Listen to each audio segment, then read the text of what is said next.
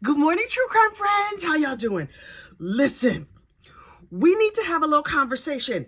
We need to have a conversation about Bud, the African gray parrot. And I know you're saying to yourself, but Kathy, what about the true crime? Where is the true and the crime? Don't you worry about it. This is all about true crime. I'm gonna explain it to you. But first, you know what you need to do. Please like this video and subscribe to the channel. That helps other people find us. Also, find me over there on social media. Where am I at? Instagram, Facebook, Blue Sky, all the things as Gossip, Rumor, and Innuendo. But look, my favorite thing in all the world is animals, second only to true crime. And periodically and from time to time, those two things come together in a way that kind of blows my mind. So I have to tell you a story from a couple of years ago. We're going to get back to like current true crime tomorrow or something. But right now, I got to tell you about Bud, this gray parrot. Now look, do you know African grays?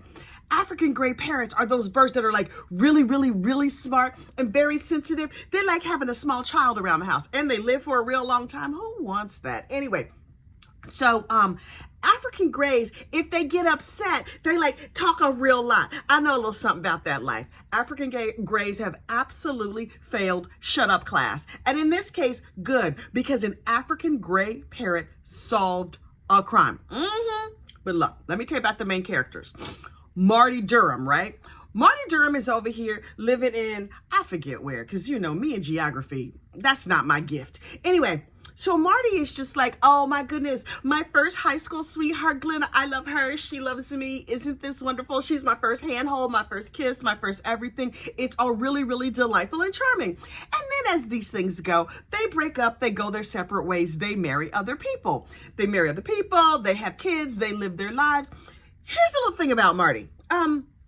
Marty would not have been the right man for me personally, because Marty really enjoyed hunting and fishing. You know what he did not enjoy? Working. What, Marty? What? You what? You don't want to keep no job, you say? Oh, no. That's really not going to work here in the Gossip household. Folks got to work. Anyway, so Marty was like, this working thing, that's not where my gifts lie. Where's my rifle? Let's go hunt. And his wife was like, Marty, yeah, no, but I'm gonna need you to get a job. We got these kids in here. You got to go get a job. And so he was like, okay. So he goes down and he gets a job in the local area, and everybody's like, oh my goodness, Marty is working. Isn't this wonderful? After 2 weeks of work, Marty gets in a car accident. Marty, did you plan to get in a car accident? I got questions. Anyway, Marty gets in a very severe car accident that lands him in a coma, and like his brain is all different and changed and stuff. And his wife is like, oh, so now he really can't work. He's collecting disability, and I got to take care of his behind. It's going to be a no for me. So she went ahead and divorced Marty and was like, go on your merry way. Also, Marty, after his accident, he had a little brain injury, and he kind of wasn't that nice. And so his wife was like, nah, I'm gonna take these kids, and you go about your merry way. And Marty was like, okay, well, now I can live my dream of not working forever, ever.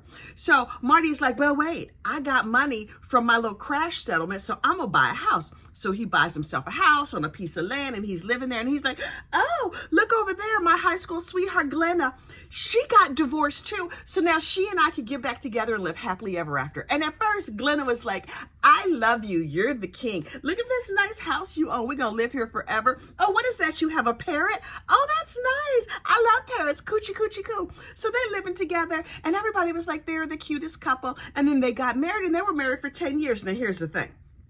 Glenna was kind of a jokester, right? Also, it's key to this story that Glenna is a Native American lady. And I'm like, okay, why does that matter? It matters in a minute.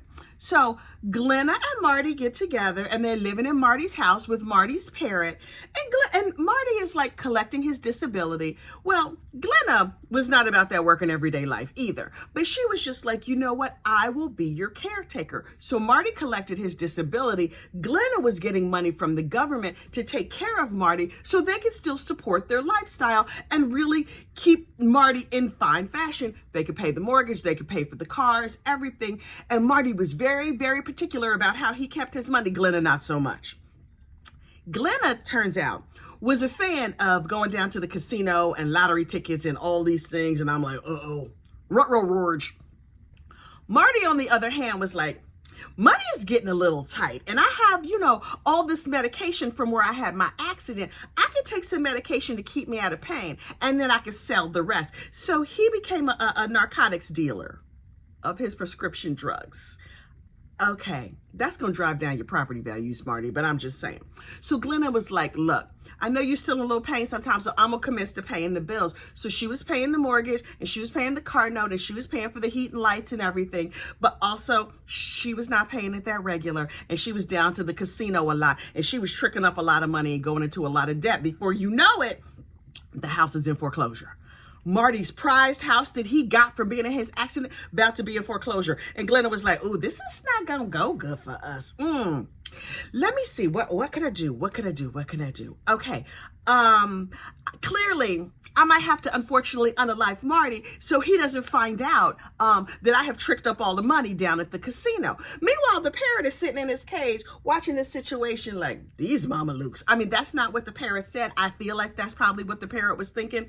Also, all the kids and all their friends and stuff say Marty and Glenna had like this fun bickering back and forth that they used to do. And Glenna used to always bicker about, unfortunately, unaliving Marty. And people were like, you two are so hilarious. Some couples do that. Like, if he doesn't put the dishes away properly, I'm just going to bonk him upside the head.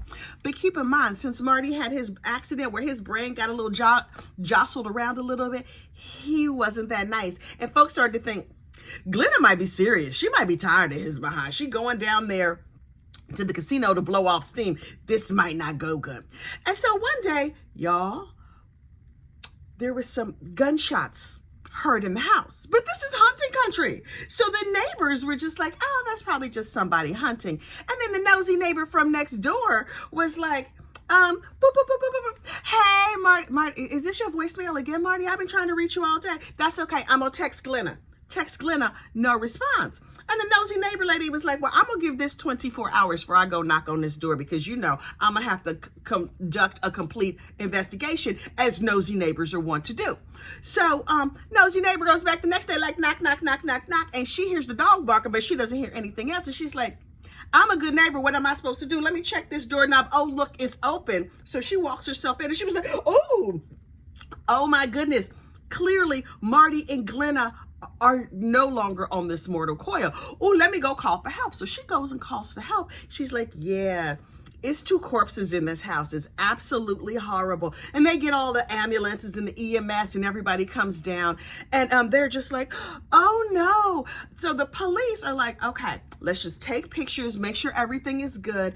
And in the middle of the police investigation, now the police have been in and out of this house for hours. Somebody was like, wait, did Glenna just move? I think the heifer just moved. And so they checked her and she sat straight up and her eyes popped open. Y'all, the fear, the way, I would have been screaming and acting crazy, but I probably would not have found myself in this situation. So the nosy neighbor is like, oh, the heifer's alive. Oh my goodness. So they take, Marty has received 5 pew-pews to the noggin. Glenna has received 2.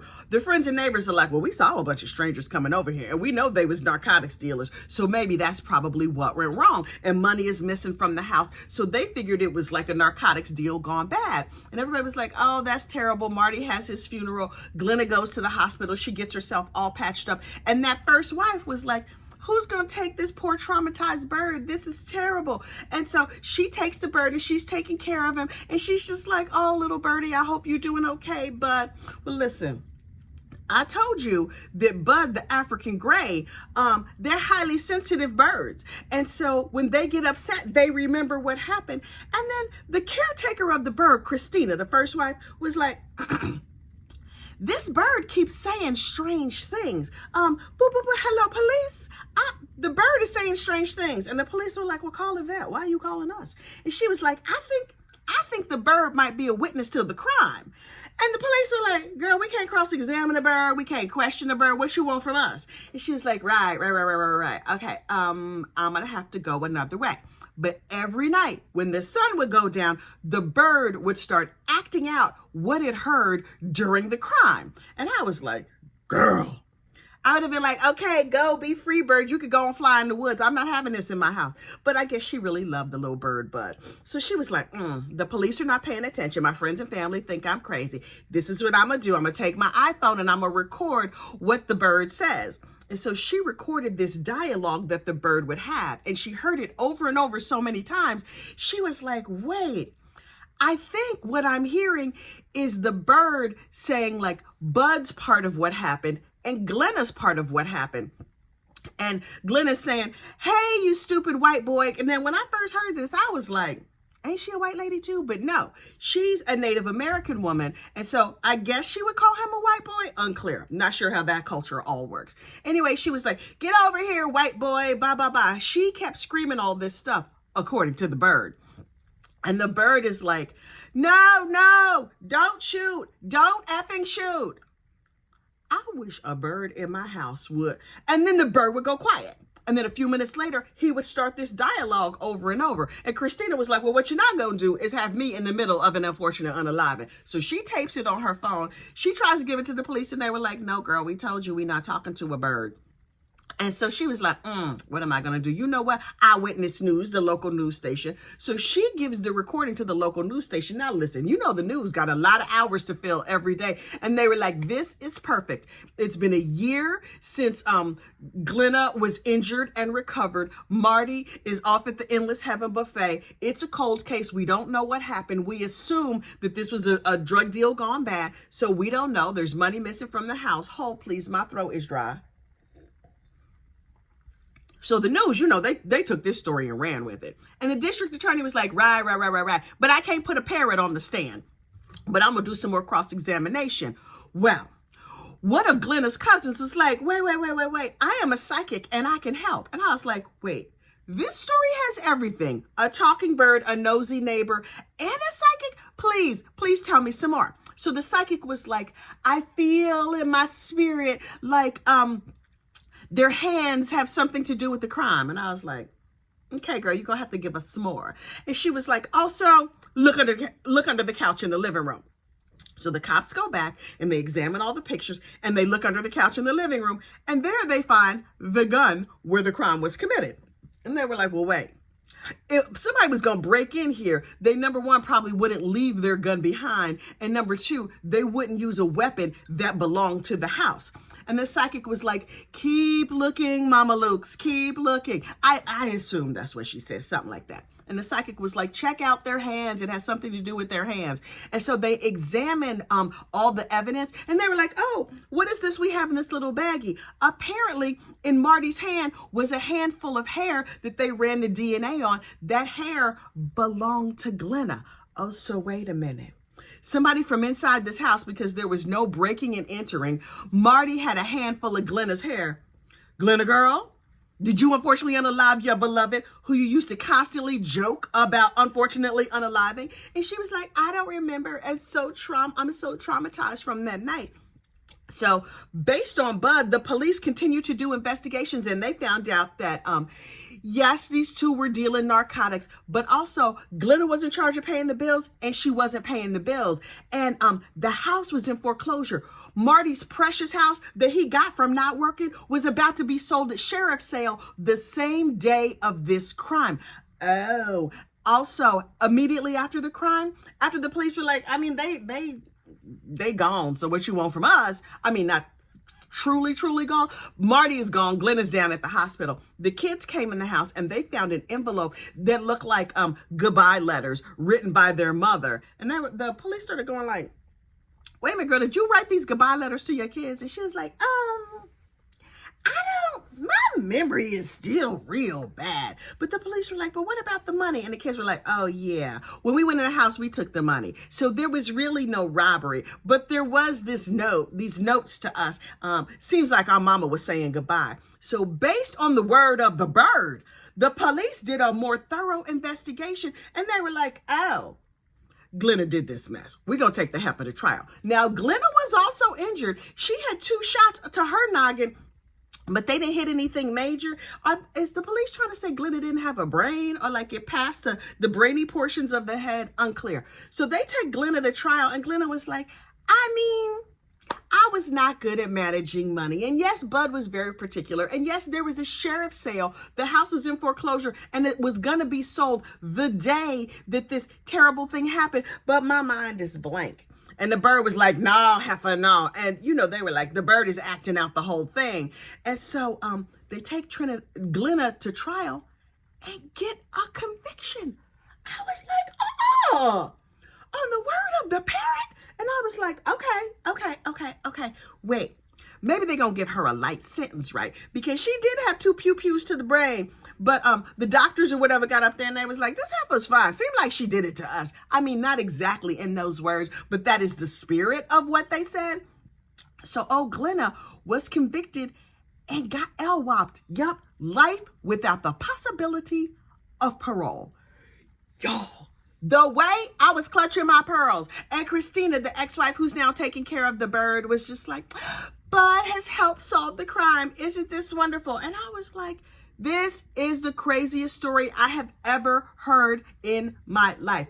I kind of love it though. I mean, obviously, I don't love that this man is no longer on this mortal coil, but good for Bud, out here solving crimes. I wonder if he's still solving crimes or if he's just like flapping in his cage like, okay, just give me some whatever birds eat. I don't know. Birds eat humans, snakes, unclear. I like animals, but you know, I don't do a lot of deep research, as you may have surmised. Listen, tomorrow we'll be back to our regular true crime, but I had to come and tell y'all all about Bud, the African gray parrot. Don't forget to like this video and subscribe to the channel, and I will see you soon. Bye.